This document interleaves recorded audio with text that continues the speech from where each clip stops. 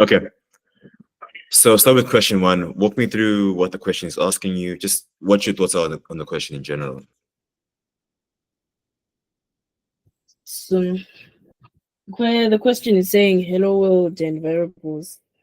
So it's saying create a program that asks your name and says hello. And also in this question, it's also asking what are variables. Okay. So let's go back to cursor and you have the question now. Let's copy and paste the question actually first. So we have it in cursor too. So go back to that that GitHub page you're on with the questions. Copy and paste the line challenge, just that one line only. The challenge line, the one below that. So copy it and paste it to cursor. I don't. You can cancel all of this, it's fine. You can just delete this.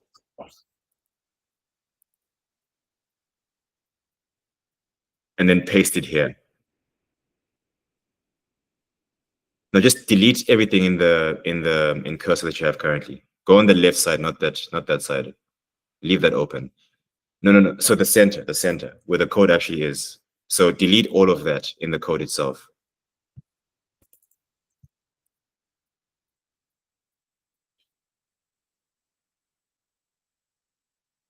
You can just select all and just like delete it. It'll be quicker. And then Command V to paste what you had. Go to new chat. Okay, that's fine. And then delete all of this now. Still returning. Press Command A, or is it Command A, then just delete it all. And then save it.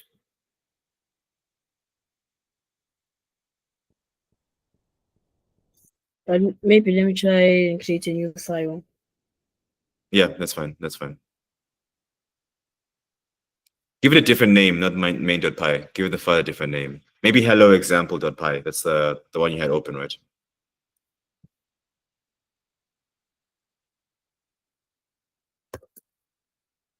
Okay, and then press keep. Okay, and then Control V to paste the question. Okay. And then command, I think it's command. Let me see what it is first. Hold on. Yeah, so Control V. No, not there. Cancel that. Stop that. We're not going to ask AI. You're going to do it yourself. So go to where the code is. Then yeah, paste it there. So to put a hashtag to prevent it being read. Just Command V, it's fine. You don't have to worry about that for the comment. I'll show you another trick to do that actually. If you want to like comment out code, you can just press Command Tab and then it will comment out the entire code. It'll be fine. But anyway, walk me through how you're going to solve this before doing it yourself. No AI, just like you. Create a program. So first, I would have to know what are variables. What are variables? A name, storage, location in your computer's memory that holds a value. Okay, so what are you using the variable for in this scenario? I'm using a variable to store the name. Okay.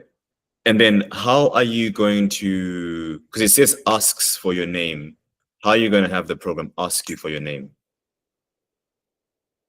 I'm going to try to find a specific variable that stores your name. So we've got the storage part, right? But how do you get it to ask you for your name, to ask you for your user input? How are you going to go about doing that? Yeah, you first type. So you type what, sorry? Inside the brackets, you type print. But then it's just gonna print out the name. It won't be asking for your user input if you just print it out. The print is just like it's just printing out some read-only output. But how do you get it to actually ask you for your name and input your name? Uh, What do you think? What are you thinking? I'm You can thinking, ask, if you feel stuck, you can ask AI that specific question. Don't ask for any code and mention that it shouldn't give you any code. Ask it for that particular question. Like you have this scenario. The scenario is that you want to get you want to input, like get user input. You want to ask for user input. Ask it in simple terms. How would I go about doing that and why? And say, don't give me any code. You already said that it's fine. Okay, that's good. all right. So you said I want to ask. So I'll let you ask the question. I just gave you the context of what you're struggling with. The issue you're struggling with right now is that you need to figure out how to ask for user input. The variable stores the information. You're right about that. That's correct. But then how do you get the user input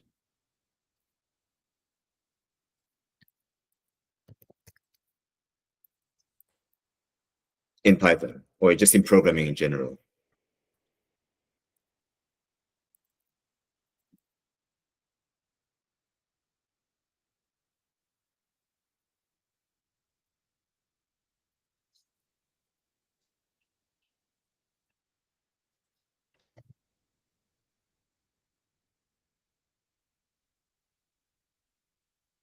So it's saying user input lets a program read data from the user at runtime. The program waits for the user to type and press enter, then uses that value.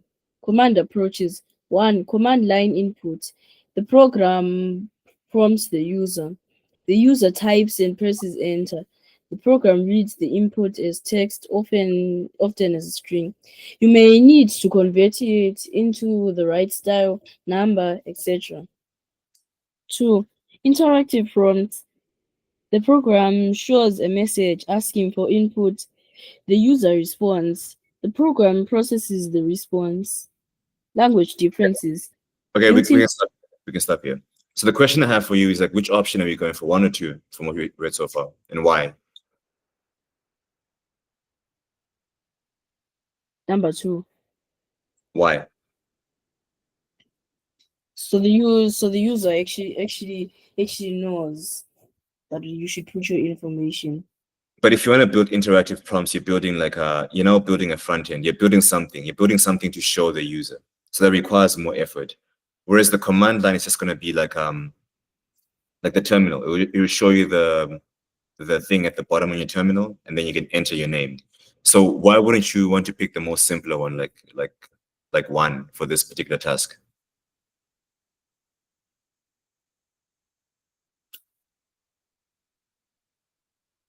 Uh, I think I'm more comfortable on 2, despite it being more complicated. So two won't be comfortable because two is going to help. It's going to require us to build like an entire front end. So we have to build more things to answer the question.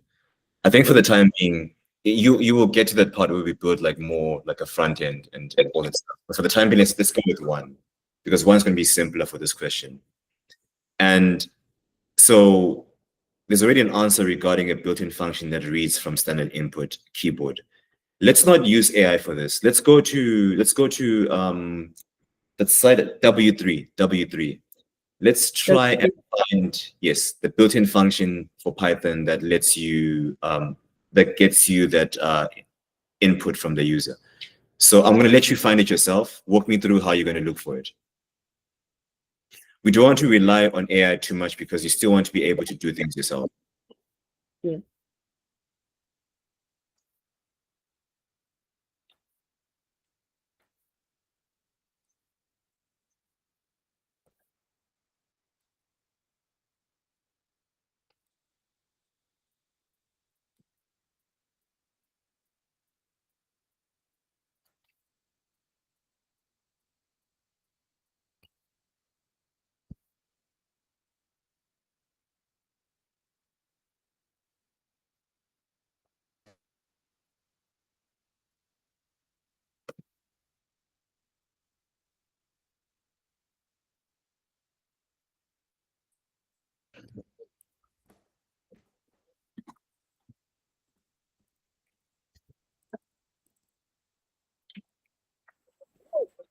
variables created.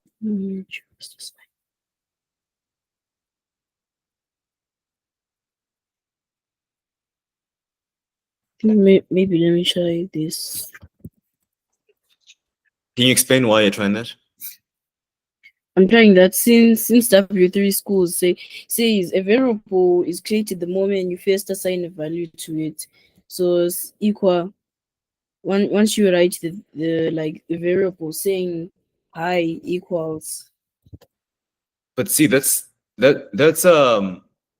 if I understand correctly, you want to put the name as a variable and then say hello plus then the variable name. It's not really answering the question fully because we're asking for user input.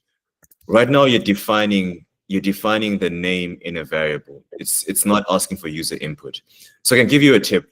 There's a command called there's a method called input in Python. Try and find input in Python and read about it. I think it's going to be in W3 somewhere. It's called input. There should be a search bar somewhere. You can search for input. Input then 2 brackets. Yeah, there it is.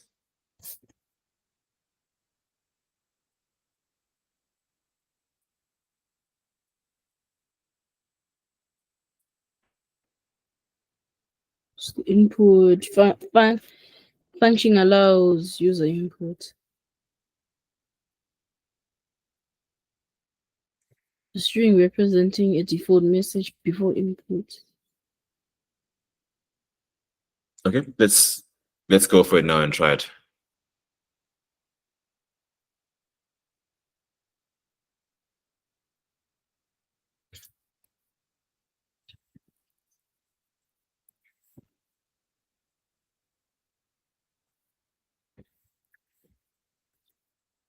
Again, explain to me what you're doing as you're writing the code. Don't just write the code. Walk me through your thinking as you're doing it.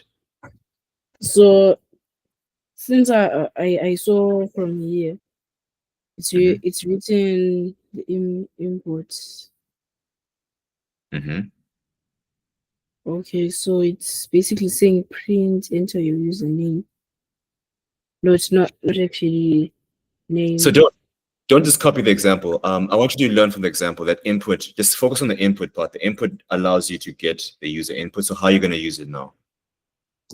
Because you want to get it to like print out that message, right? That enter your name. Then you want the user input. Then you want to store that input in your variable. So you have that like name stored in the variables. How are you going to do all of that? Walk me through as you're doing it. Okay. I think let me try to print inside.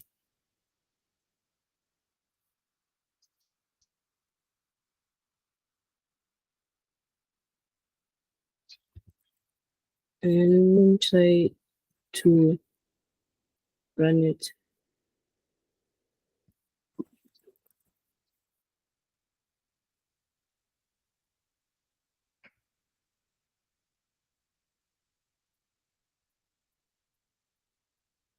Okay, but how are you going to store that that name in a variable now? Because the user entered the name, but we want to store that user input in a variable and then have that stored like the user's name is like XYZ. How are we going to do that?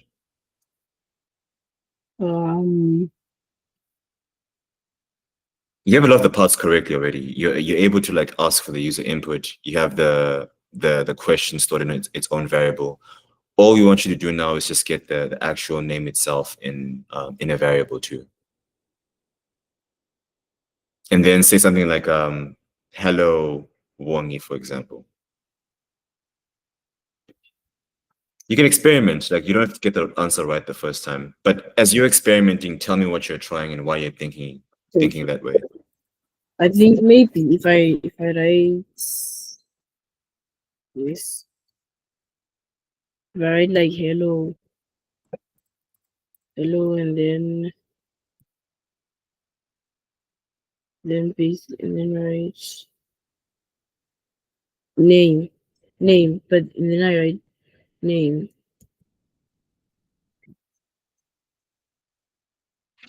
What will that do if you say hello name? What do you think it's gonna do? since it's already now a variable, it will say But hello, the name that you entered. but name is not what is containing the variable name? What did you store in the variable name? Uh,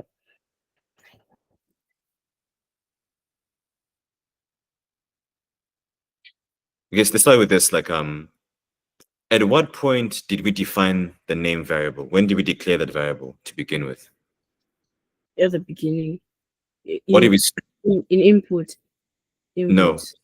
that's not true. Try again. The first part return name equals enter your. So at that point, we're assigning the value, enter your name, into the variable name. We've assigned that value there. We haven't changed the value we assigned to that variable. So if you're going to print hello name, it's going to print hello, enter your name, because that's the variable that's in name. We don't actually have the name stored in a variable at this point. Remember that this is like about storage, data storage. Um, you cannot get data that hasn't been stored somewhere. If you just type out from input, because all input is doing is saying that I am giving you this terminal command that you want. Input does not do anything to your memory. It's not storing anything to your memory. So even though you typed in Wongi, that information is not stored anywhere. So how do we get that information stored in a variable we can then access? Think about line 3.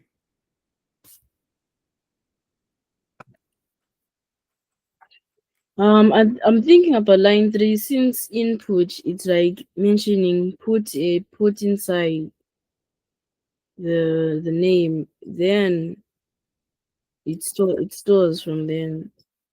But it's not storing from then because input is not storing anything. Input is just allowing. Let's go back to W3 and read what input is.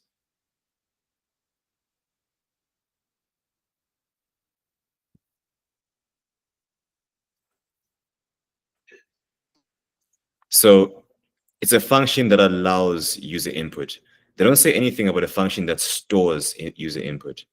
As you mentioned yourself before, even in the previous call last week, you store things in a variable or in different things. You store things in a variable, in a list, in a dictionary. There's different ways to store information. Input is not storing the information.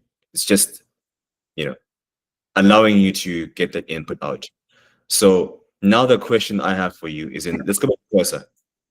In line 3, walk me through how you're going to get that input and store it somewhere where it's called persisting, which means it's going to be stored in memory for a long period of time. So whenever you open the code, it just says hello. Say that again, please, one more time. So I'm asking. So since we're making it persistent, it will now be saying hello when you all the time. So there's no money to press enter. Not really. It's persistent to this session, to the session that we're running with this code editor. So if you were to open another tab and you type in the variable name, it wouldn't be stored. It's not like stored globally. If you want to store things globally itself, then you're talking about databases and other things altogether. But I guess for the purpose of this specific task, the really important thing is we still need to persist that information for this specific session somehow. I'm going to ask you this question. If I want to persist information for this specific session, what can I do to store that information? To look yeah, sorry. To look for like a piece of code that lets you store for that session. Such as what lets you store? A variable. What else? I'm not sure. Let's go to Gemini again.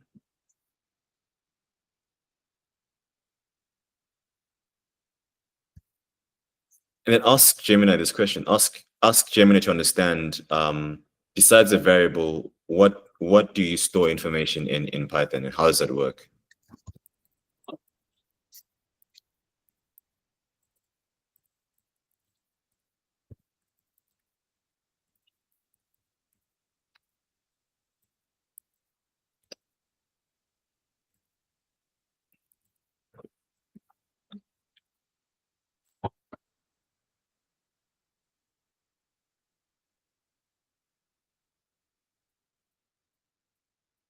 Let me see the full answer. I think it's overcomplicating things too much, but let's just go down. Let's just browse it. The first parts are you don't need to know all this for the time being. If you want to read it extra later on, that's fine. But right now it's not. It's a bit too. It's a lot. Let's go down. Let's go lower. Let's go lower. Let's see the entire answer. I don't think it's really saying about variables. It's still In useful. I think it's still explaining to you the high level where the information is stored from the hardware level. Let's ask it to break it down to explain where the data is stored within, like, say it like this, like well, actually it's explaining it now. Data structures and objects. That's perfect.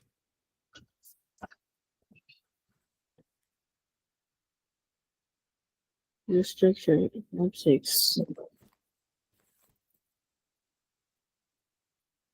Okay, just read this out and like walk me through what you're thinking too. In simple terms, everything in Python is an object in data structure. And data structures are special types of objects designed to hold and organize multiple pieces of information.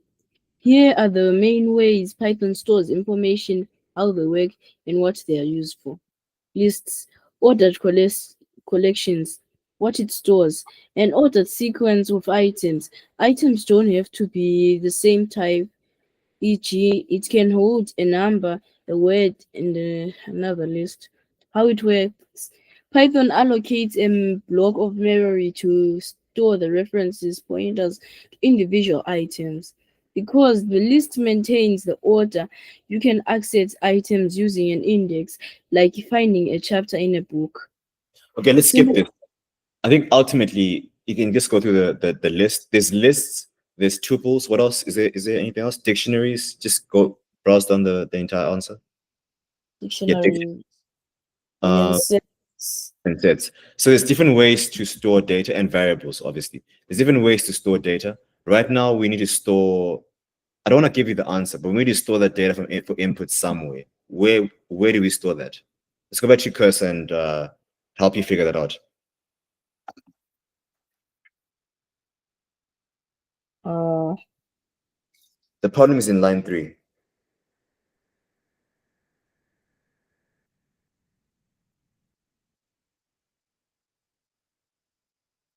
Maybe let me test it out and see what will happen.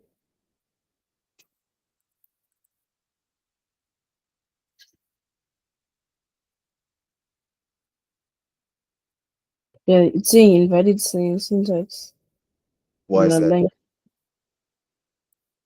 Not sure. It's telling you why there's invalid syntax. Look at the error.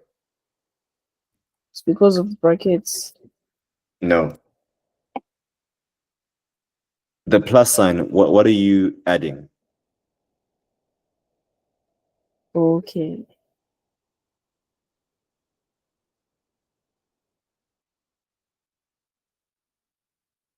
Or do I only add one plus sign?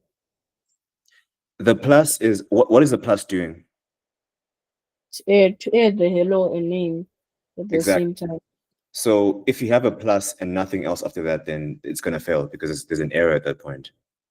So you're only saying hello plus name. You don't say hello plus name, then plus blank. And then the extra V that you have running is an extra V input. And you didn't say, you need to save the code before you run it each time. I think Command S is just a quick save. You know this, you see that circle? If a circle is gone, it means it's saved. If there's a circle, a round circle that's white, it means it hasn't been saved. So right now it's good. And let's run this now.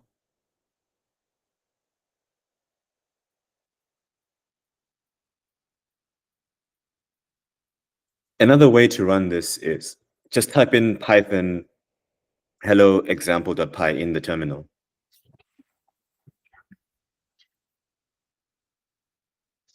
No, in that terminal for VS4 cursor.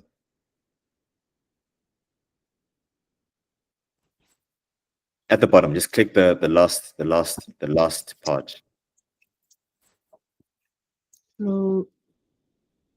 Hold on, I'm trying to see if I can draw on your screen so I can show you. I don't think I can do that.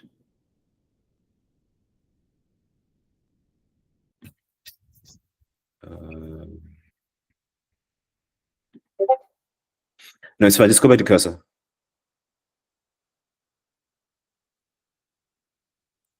At the end, just type in at the end of the terminal. At the end, type in Python.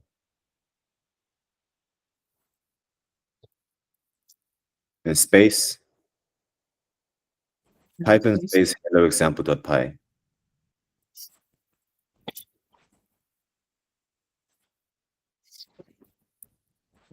Hello underscore example. This the same file name you're running. Exact same file. You're just saying you're running it through Python. That's all you're doing here. The underscore is missing. Trying to put the underscore, but it's not allowed. It has to be underscore otherwise. But anyway, we can try. Let's see if try Python 3 hello example.py. No space. Python 3.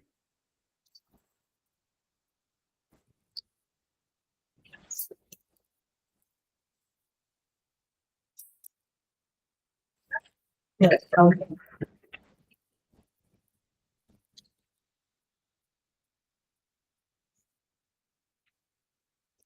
So how do you solve this problem now? No, you see what the issue is. You see that name is a variable that says enter your name. So you can't say hello plus name because you're saying hello plus enter your name. How do you get the name persisting? You've done this already once. You did it already with the first part. So it's something you already know.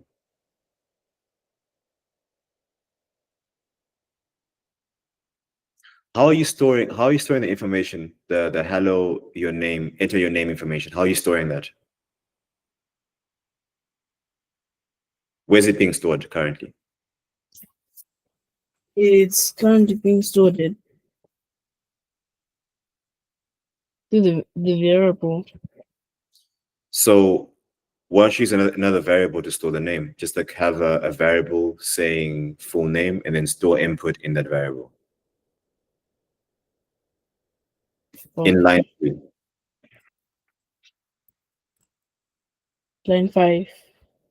Line 3. Inputs. How do you assign a how do you assign that to a variable?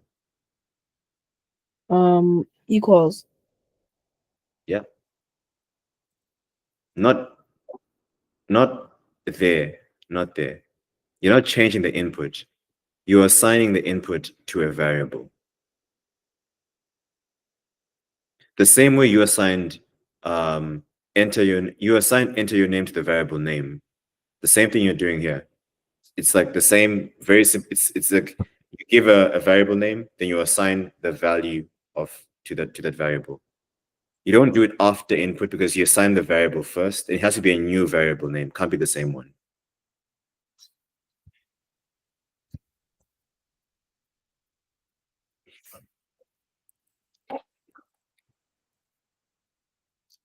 Can't be the same one. Either you rename the second one as something else more appropriate because it's not the name. It's like that's the question, and then you call the other one name. So maybe name 2 question and then name 3 name. Name 2. No. I said with 2, line 2, leave that as name, and then line 3 call that. Sorry, line 2 leave that as question because that's a question. It's not the name, and then line 3 can be the name variable. So should I put it? How should I do it? It's an example. It's an example of what I think. Don't necessarily listen to exactly what I'm saying. I'm just giving you an example, like because you want the variable name to describe exactly what it stores. Question 2 is just storing the text into your name. It's not storing the name itself, so it shouldn't be called name. Make the variable more appropriate to what the information it stores. Just doing. Is there a way like to disable the advice? Oh, there is, but that's because the time we have is limited. There's definitely a way to do that, but for the time being, it's just like this. It's fine. We'll deal with that. How should I? If it's red, it's been cancelled, so just ignore it. If it's red, it's fine. It's been deleted anyway. I think it's saying input. But now, okay, let's see what you do. Maybe I'll let you.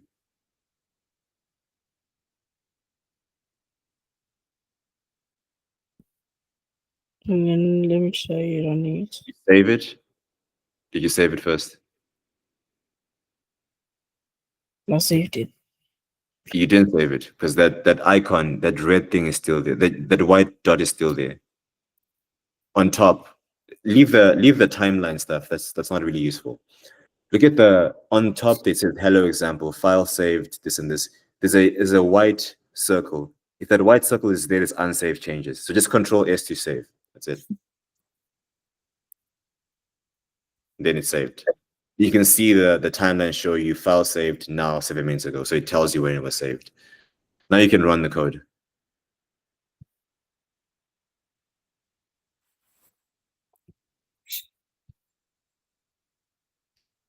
Another tip for you here, you don't have to keep typing enter Python 3. Just press up, it'll go to the previous command you ran.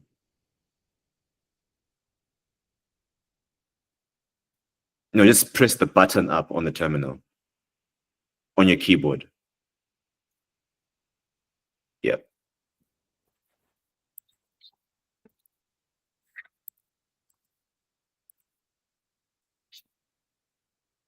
Yeah.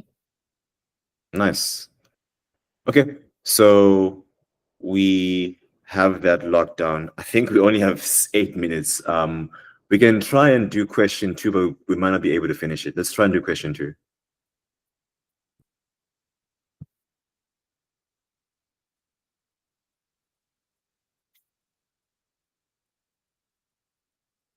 So I'll ask you, is it okay maybe if we do the Saturday and Sunday? So since if we're going through the questions. I prefer if you just do the questions yourself during the course of the week. So we discuss the questions, and then we want to start the apprenticeship hopefully this coming week. So I want you to finish this this assignment so you're ready to actually like work on real code, because it's going to be a lot more difficult. So try and work on this during the course of the week. And yeah, I think I have time on Saturday and Sunday anyway. We can schedule time to discuss things on both days. I'll let you know what time makes more sense for me. Okay. But again, I don't think we'll be able to do question 2. It's just 8 minutes. It won't be enough time realistically. But again, try create new files for each of the questions. Do them on Cursor. Experiment as much as possible. List questions of things you're struggling with so we can discuss them. The more questions you can list that are very specific, the more we can just move quicker in the next call, just move on to the next thing. But other than this, good start. We got the first question locked down. Cursor's working now. Try and get the camera working, and let's meet again on Saturday. I will send you more information about. So I guess the next steps of the apprenticeship is I spoke to the first engineer we're building stuff with. I sent you his like LinkedIn profile so you can see who he is. Yes. So right now I'm going to create, it's called wireframes. So wireframes are going to be diagrams that are typically done by designers or full stack engineers that they show you what the app will look like. So it's going to help us visualize what the app will look like so we know what we're building. And then I will create, it's called an architecture document. It's going to paint out how the app will actually work, the logic behind the app. This will help us able to write the code more efficiently. I'm going to try and have that ready for the mentor, Collins, and for yourself by Monday or Tuesday. I'll send that to both of you and we can explain that more. And ask questions, because it's going to be the first time you're seeing that. So ask questions to understand anything. We'll take things from there. Okay. Bongi, enjoy your weekend and have a good night. Thank you. Yeah, cheers.